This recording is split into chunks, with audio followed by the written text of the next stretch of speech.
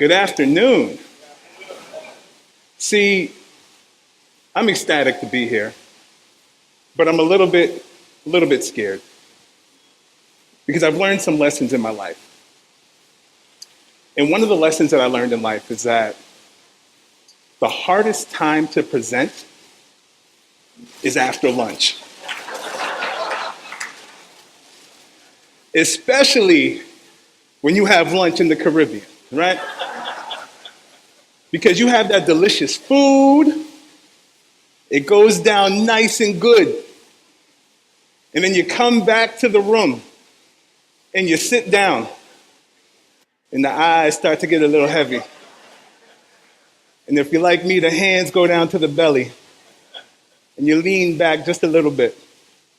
So, to counteract that effect, I'm going to ask you to do something. And you've been doing it all day, so it's not going to be that unfamiliar.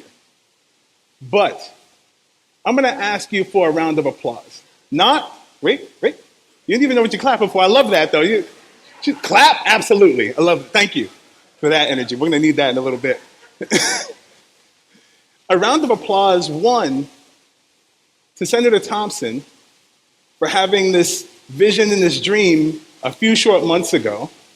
And then two, to everyone that worked with him to actually bring it together in such a short period of time, because that is truly, truly amazing. So a round of applause for that.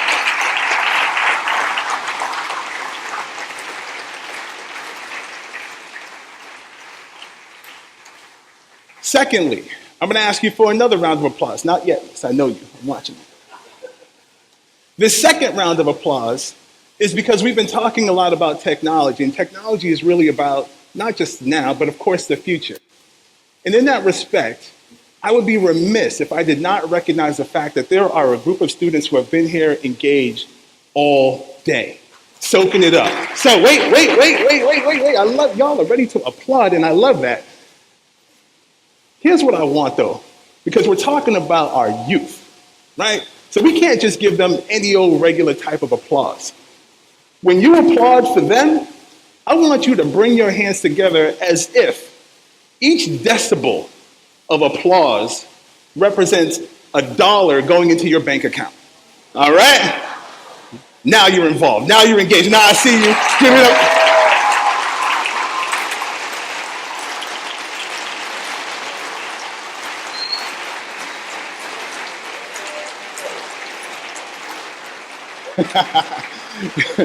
And what I love is some of the students are over there clapping the hardest, like, hey, bring them dollars, bring those dollars. So, as our lovely president said, my name is Shadan Deleveaux, actually. Shadan is Persian for happy one. And I will be forever grateful to Google because I did not know that. My mother did not know that when she named me. It just happened to work out all right, which I found out through Google when I decided one day, let me Google Shadan just in case. Now, parents, I encourage you, now that Google exists, see, my mom had an excuse. There was no Google 30-something years ago. Now that Google exists, parents, please Google your children's names. Because what if Shadan meant skinny one? Now my whole life is just ironic. And who wants to walk around as a walking irony? Not me. I am from the city of Boston originally, grew up in Boston, Massachusetts. And one of the things I learned while doing this presentation is that when you work for a large company, one of their biggest fears is being sued. And so as I was putting together my slides of my history and my work experience and things like that, I had all these great images and brand logos because I've worked with some pretty familiar companies. And I brought it together and then submitted it for legal review, and they're like, did you ask this company if you could use their logo? Did you ask this company if you could use their brand? And I said, well, no. They're like, well, you can't use it then. So I had to get creative. And so this is the legal department approved slide of my professional life. I started off in the consumer products industry working for Ralston Purina. Selling dog food, cat chow, dog chow, etc. Right? So that's the bowl of dog food. That's what that represents. After Ralston Purina, I went to Colgate-Palmolive. Colgate-Palmolive, #1 oral care company in the world, where I did category management. And that's what the toothbrush and the toothpaste represents. I examined my life a little bit, and Colgate and Purina were great companies, but something was missing. I needed a bit more excitement and passion in my day-to-day. And so I had the idea to go back to school and get my MBA. So I went to Columbia University, got my master's of business administration. And you may notice, this picture is not me. This is, two women who seem to be happy graduating. I have no idea who they are. But again, this is the legal approved representation of my Columbia graduation. It was an ecstatic time. And then I left Columbia and went to work for the #1 beauty company in the world, L'Oreal, where I spent 10 years in various functions. So first in marketing, then in business development, and then later on doing some recruitment before moving back over to their sales world. I lived in New York City for the last 14 years, up until very recently. And at some point, you're probably wondering, why is he showing us so many pictures? Is this a presentation or a photo book? But what you'll soon realize is that I like to consider myself a jack of all trades, master of not many.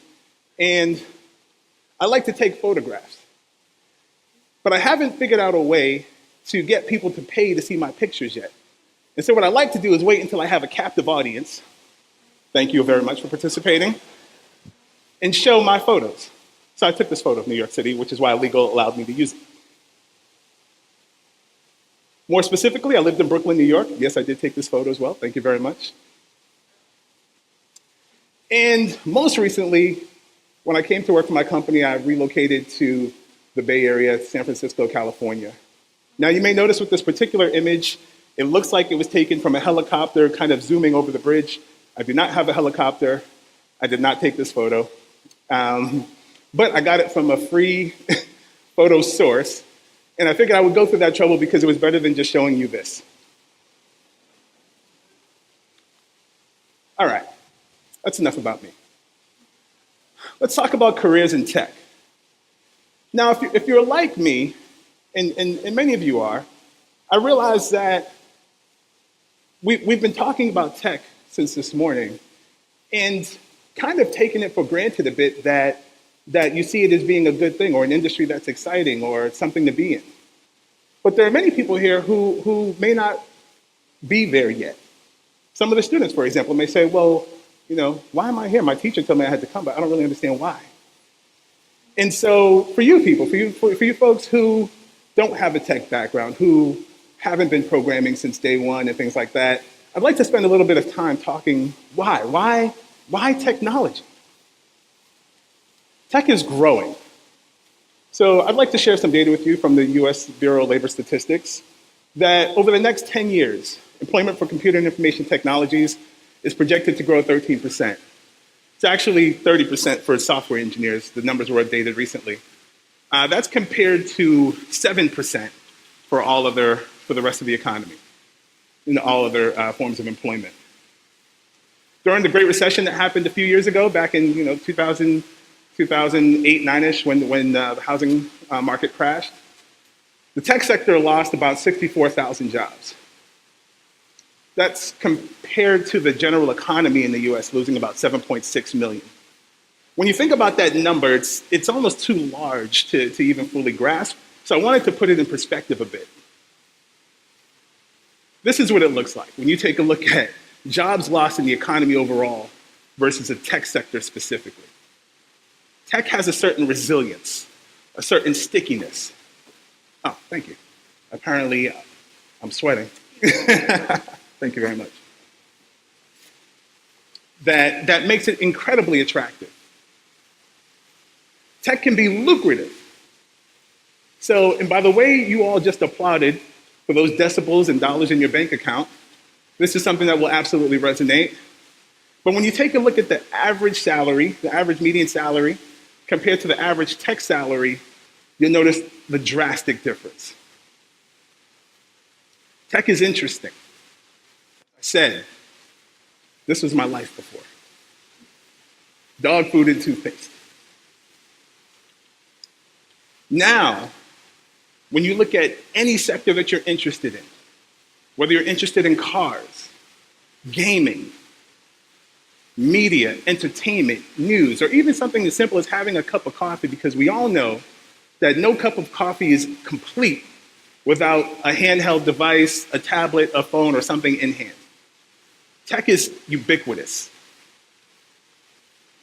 Contrary to popular belief, tech is also accessible.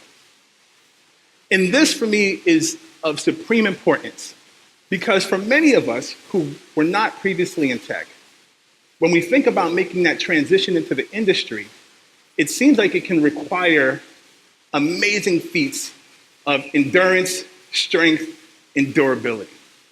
Because we look at our skill set, our core skill set, and we look at the tech industry, and we say that I don't fit in there. What would I do?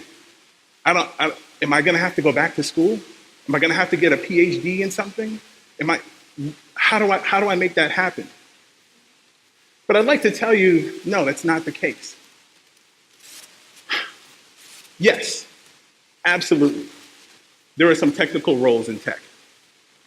Whether we're talking about software engineers, who essentially program things, machines, systems, whether we're talking about computer and research scientists, we're talking about computer network architects,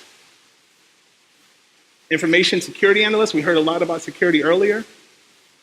There are some incredibly technical roles in tech that do require a lot of education, a lot of schooling. But on the other hand, there are other roles. Some very traditional roles. Roles like sales. So I want you to think about this. For every tech company you can imagine, once they create this product that they have, it requires that they have people to sell it. Right? They're not just building it for themselves, they're building it for some customer. So they need those people to bring it to their customers.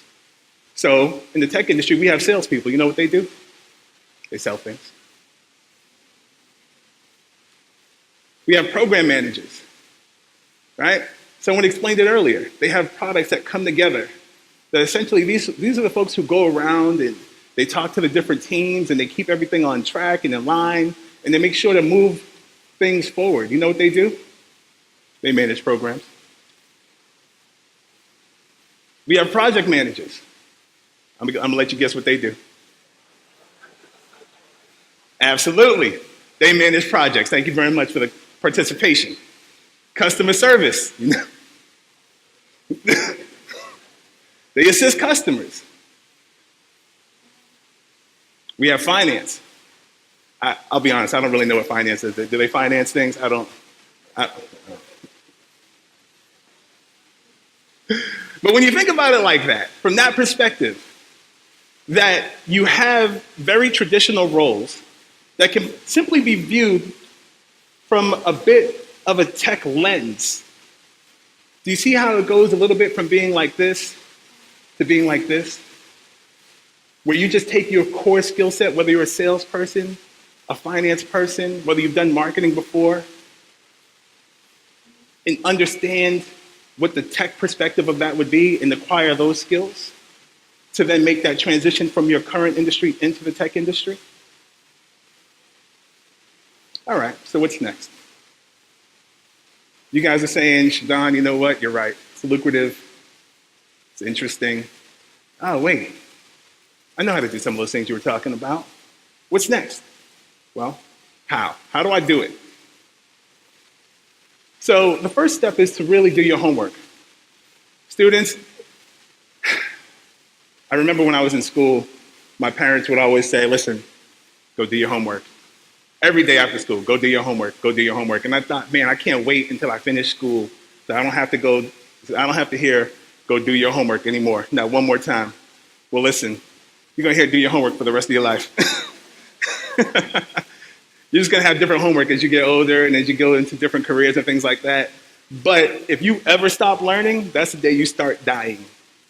So never stop learning. Do your homework. Sorry, this clicker is kind of jumpy. I think the clicker's tired, so I just want to get to the end of the day. Here are some of the players in tech, right? So you think of the Apples, the Samsungs, the Amazons, the Googles, Microsofts, Facebooks, Netflix. And what I put up here is what they sell, right? Because if you understand a company's product and how they make money, then you understand what's important to them. And then you can also understand what are the skills that you need to acquire to make you attractive to that particular company. So for example, Google sells ads, right? They use a system, a software platform called AdWords, all right? You have the opportunity to actually go online and get certified in AdWords for free, no cost, right? And does it become clear how if you're already a salesperson and you have that core set of sales skills, how becoming certified in a product that this company cares about, how that could be attractive to that company and make you more attractive overall as a potential candidate? Hopefully, right? And you say, but Shadan, how do I do that? I don't want to go back to school. So I went and I Googled free online classes and literally got 429 million results. Now, they're probably not all useful results, but I did it as an example just to show that there are countless online resources that are free to you to learn some of the skills that you would need to be able to be successful within this industry. Are you all still with me? Getting a little quiet. Are you fading back again? Going? Do we need some more applause? Is that what's going on? I love it. I love the energy. Thank you, students, for supporting me. The other thing that's important to remember is that tech is bigger than a few large companies. So certain companies come to mind automatically and immediately when you talk about the industry. But there are countless others. I've seen numbers of saying that there are 100,000 tech companies in the US alone, right? So when you're thinking about careers in tech, don't just limit yourself. Don't just say, hey, how do I get into a Google? How do I get into a Facebook? Because it's possible, absolutely. But I'll give you an example of that. Last year, Google's a company of about 75,000 people. And last year, Google got about 3 million applications, all right? 75,000, 3 million. I use that illustration because if you limit yourself to the top 0.1% of companies, you limit your chances automatically. A better way and a much better way to approach it is to say, how can I get into this industry? How can I develop the skills that this industry finds attractive? And then how can I pivot once I get in? I'll give you an example. I had no tech background beforehand, right? I had marketing, I had sales, I'd done some HR stuff. But what I decided to do was create a presence for myself online. And I started small. I started by writing a blog on professional development. I still have it. It's called The Ultimate Guide to Not Screwing Up Your Career. A lot of it's from personal experience. And I started this blog and I said, listen, I learned these life lessons and honestly, I'm very passionate about our youth and I don't want them to learn the same hard way that I learned when it comes to some of these lessons. So I created this blog. That then led to other opportunities where a friend of mine approached me and said, oh, wait, hey, you have this blog. You know what? I'm working on an article for Ebony Magazine. I'd love to feature some of the advice from your blog. So, well, wait a minute. Okay. Absolutely. Who wouldn't want to be in Ebony Magazine? I grew up reading it. Something I could show my mom, right? That's what everything comes down to impressing your mom at the end of the day. Wrote this article and, she picked up pieces from Ebony, did that a few more times. And after I did that, I had, kind of a decent amount of content, right? I had the blog, I had the pieces in Ebony. And then another friend called me and said, hey, listen, I've seen that you've been writing about professional development. I actually have a friend at Fortune who is looking for someone to write about professional development. I said, whoa, wait a minute, okay. And then I started writing for Fortune. And so if you go to fortune.com, I'm on there, I have a bunch of articles. And then all of a sudden one day I get a phone call. And I'm like, hello? I'm like, who's this? And they're like, hey, Shadan. They knew my name, which is scary. I'm like, oh yeah, this is Shadan, who's this? They're like, it's Google. Like, Google? How'd you get my number, Google?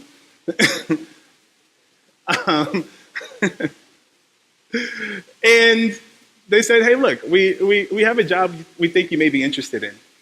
Why don't you come out and interview? I said, well, I wasn't really thinking about moving to the West Coast or working in the technology industry, but sure, why not? It's Google, I'll take the call. I Google things. And I flew out, and I'll never forget this. Because I flew out. Now, you have to have this imagery in mind. At the time, I'm literally working in Midtown Manhattan, right? Fifth Avenue, Rockefeller Center, I'm literally right there. And if you've ever visited New York and been in Midtown, I mean, the city is just nonstop, moving. If you get to Manhattan and try to look up at a building, someone is gonna run you over on their way to the next meeting. And so for me, I was like, all right, that was my mindset. Listen, you know, you're there, you're grinding, you're moving. No time for anything. There's work to do, meetings to be had, people to see, drinks to drink. So I get out to Google and I interview, and it was lunchtime. It was probably September, so New York had just started to get a little bit cold, and I'm in California. And at first I get there, and everyone's in short sleeves and shorts. And I'm like, oh wow, wait a minute.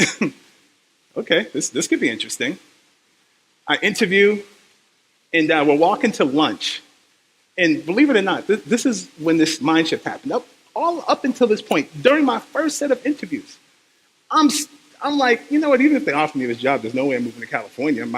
I'm from the Northeast, like I said, born and raised in Boston, my family's there. Throughout the interview process, this is the thought going through my head. And I'm walking across the campus, and I look over, and it's about 1 o'clock in the afternoon on a Tuesday, and people are playing volleyball. I was like, whoa.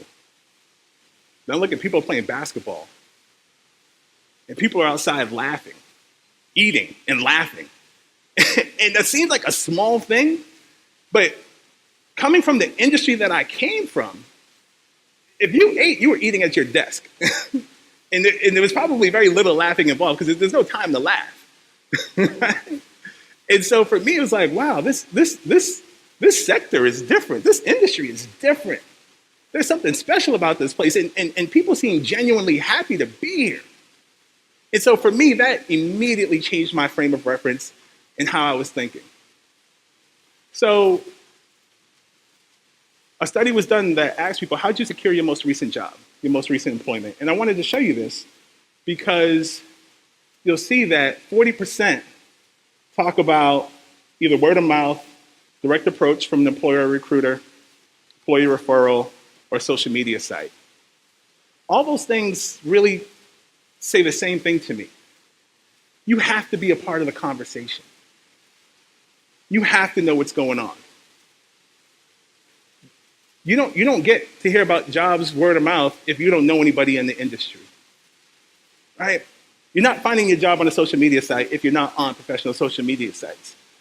You're not being referred by an employee if you don't know any employees. So how do you do that? You create your corporate network at an organization in an industry before you even interview. There are amazing tools that exist, and primarily the number one among them, I'd say, is LinkedIn. If you're not on LinkedIn, you are doing yourself a disservice. Because like I said, 3 million people applied to Google. I didn't apply. They found me on LinkedIn. When you create your professional identity online, Instead of you, one, handing out resumes, you are leveraging the power of technology to bring people to you. And so if you remember anything today, take this away. Make sure your LinkedIn page is phenomenal. And if you don't know how to do that, it's great. You can Google it. No, I'm joking. Well, you can, but for me, I don't believe in reinventing the wheel. Take a look, go onto a social media site and see, and take a look around and see someone that's doing what you want to do, and then do everything you can to get your LinkedIn to mirror theirs, right? You don't have to start at square one for things. And I feel like that was a lesson that I had to learn for technology, that there's usually an easier way to do things than starting from scratch. All right, so time for a change. I have this metaphorically, but also to shift gears a bit, because some of you may be looking for a change, right?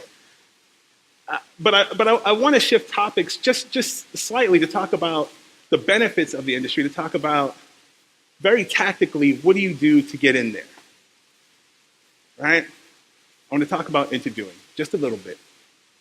Because some of you may be at a place where you're like, you know what, I'm ready for a change. I'm ready to start doing this.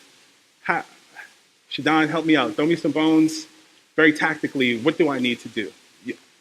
Get my LinkedIn together, got it. What about when the company calls? What happens then?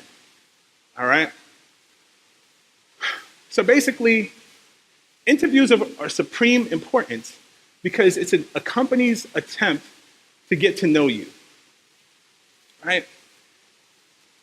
What you have the ability to do does not matter if you can't communicate it properly to people.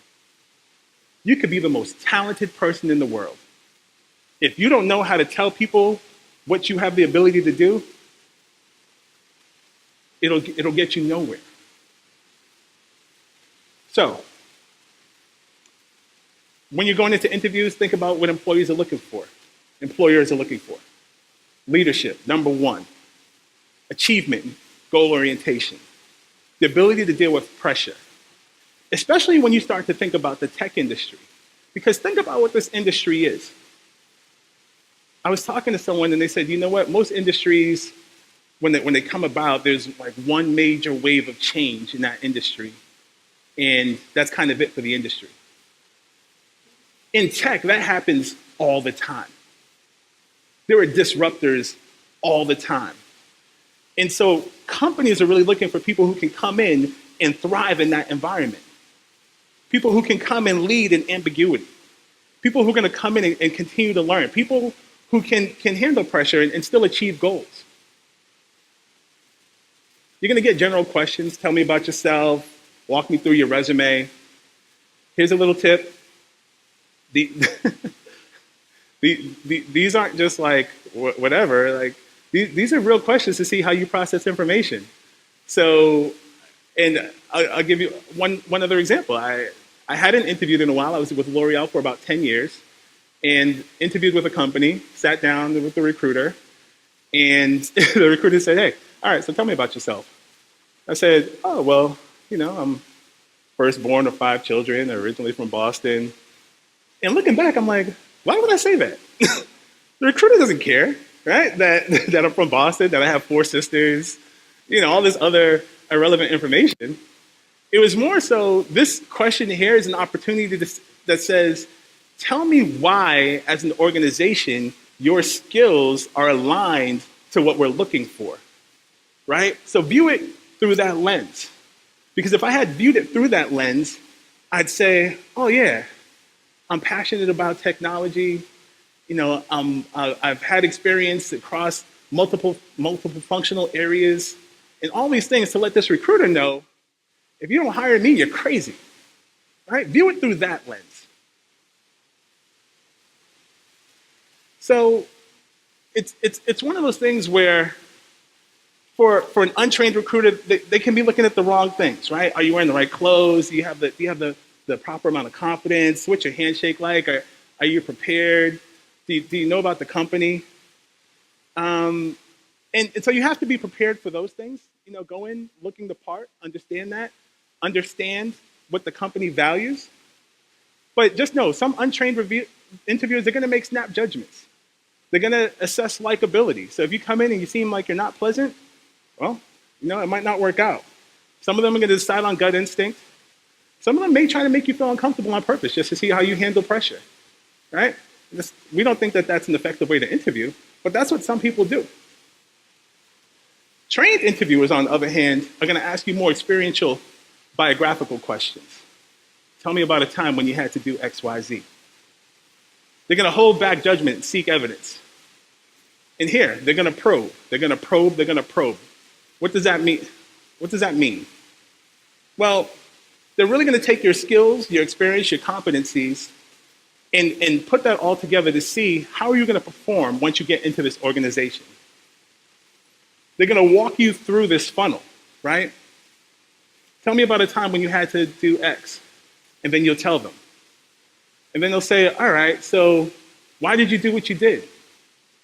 And then you'll tell them. And they'll say, all right, well, how did it work out for you? And then you'll tell them. And then they'll say, well, if you had to do it again differently, what would you do? Because they want to see if you have the ability to, one, clearly communicate information, two, logically think through problems and solutions, three, be self-reflective enough to know if something is working or not and adjust on the fly, and then four, take away lessons to apply it so that you can scale and create efficiencies for your next problem.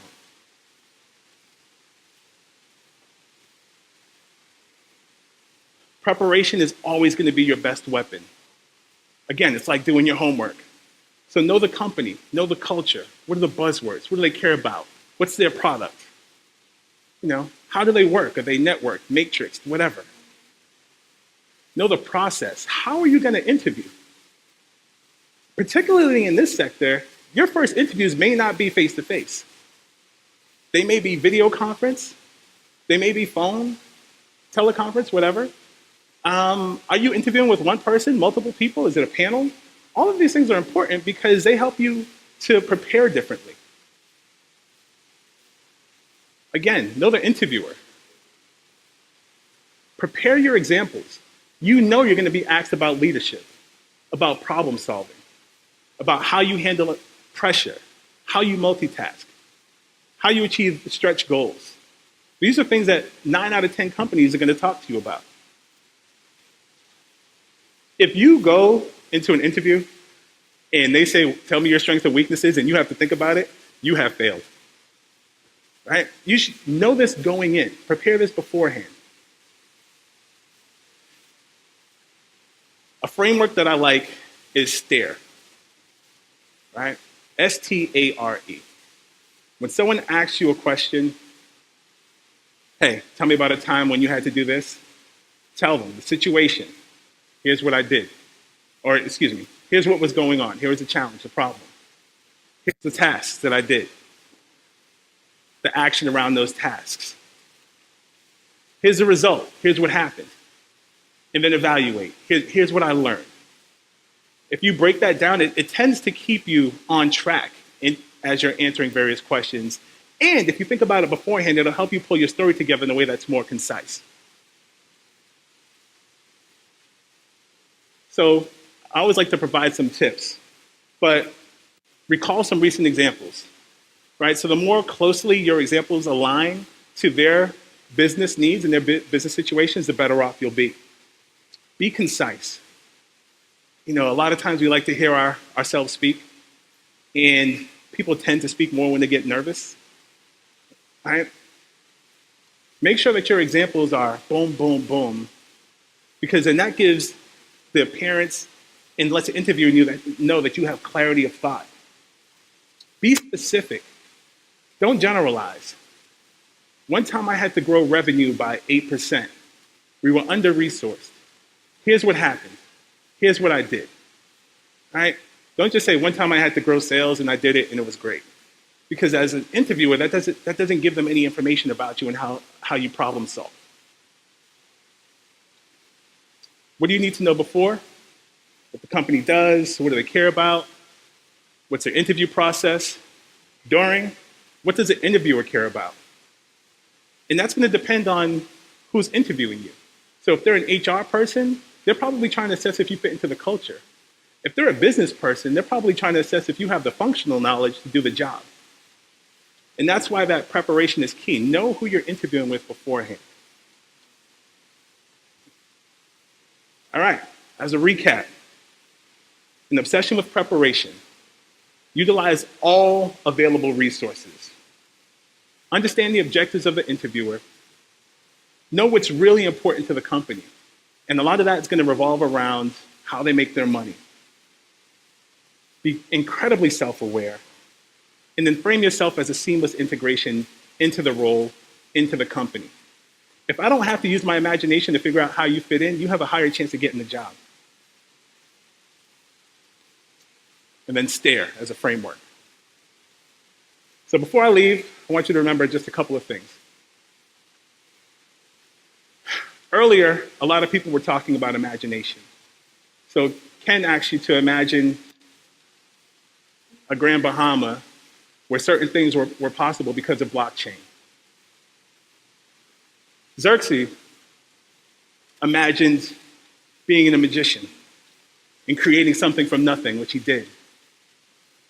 Senator Thompson imagined a conference with 500 people with representation from Silicon Valley.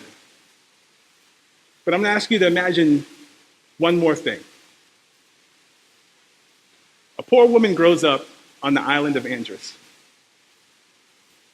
As a little girl, no running water. The kitchen floor is made of sand. So every day before school, she goes down to the beach to get fresh sand for the kitchen floor. She goes to school and has good grades, first grade, second grade, third grade. But by the time she gets to the 8th grade, she has to drop out because she has to help her family to earn more money. So she never finishes high school, let alone college. She grows up a bit and moves to the United States. She raises her family, her children. Her children have children. She raises them too.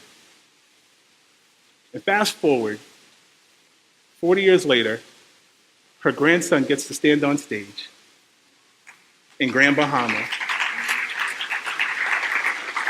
and talk about careers in technology.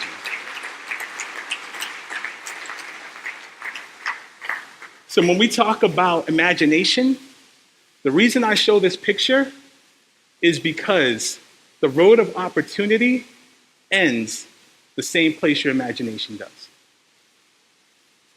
Finally, especially in tech, your success is forged in the crucible of your failures. So don't ever quit. And just to make the lawyers happy, I'll attribute this quote. Thank you very much.